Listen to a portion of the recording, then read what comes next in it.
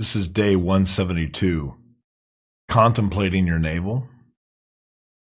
When I was young, I often found myself sitting quietly somewhere, staring off into the distance and just thinking.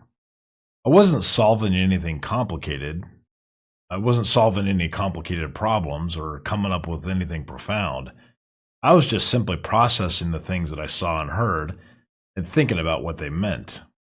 I was a curious creature growing up, and I was always contemplating whether or not I should accept what somebody was trying to teach me. I'm not exactly sure why I was born a skeptic, but that's just the way it was.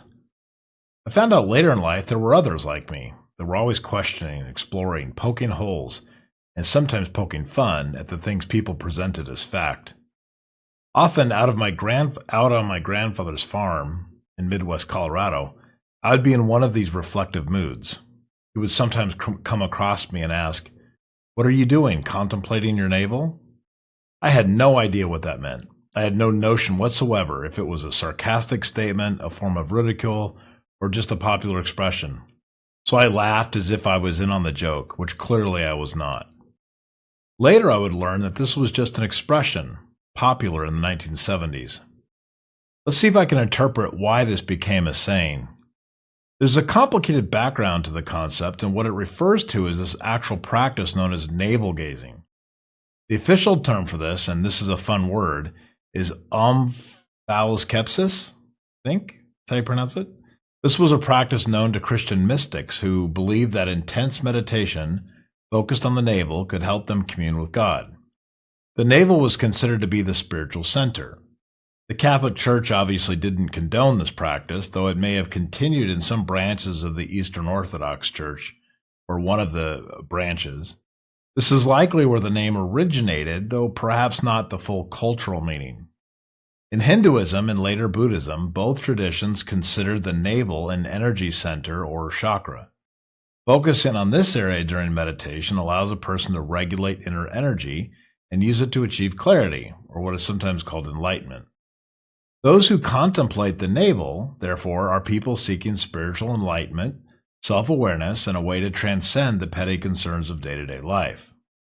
However, in Midwestern Colorado, this was not what the phrase referred to.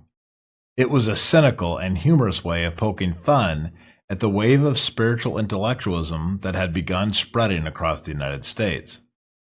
At the time, there was a rapid rise in interest and adoption of Eastern religious practices in the Western world.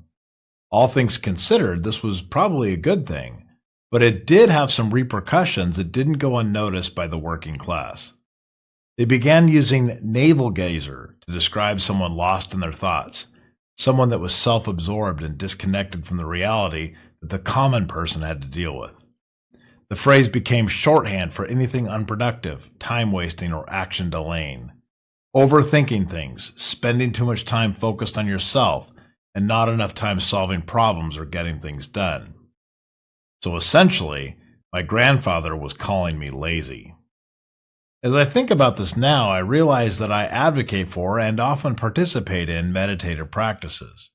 My grandfather wouldn't have prescribed this as a solution to life's challenges. He'd probably recommend fishing, or maybe a week-long elk hunting trip. I think there's a lesson here in this recollection of mine. On one hand, taking time to reflect and meditate and focus on inner strength is important. On the other hand, spending too much time dwelling on internal angst and struggle rarely results in anything productive. Clearly, a balance is needed. I wonder what my grandfather would have said if I had replied, "I'm allowing my soul a moment to reflect on what it has learned, so that I might reserve my strength and focus for the next chore you assign me." Would have loved to see his reaction to that, especially coming from a 7-year-old.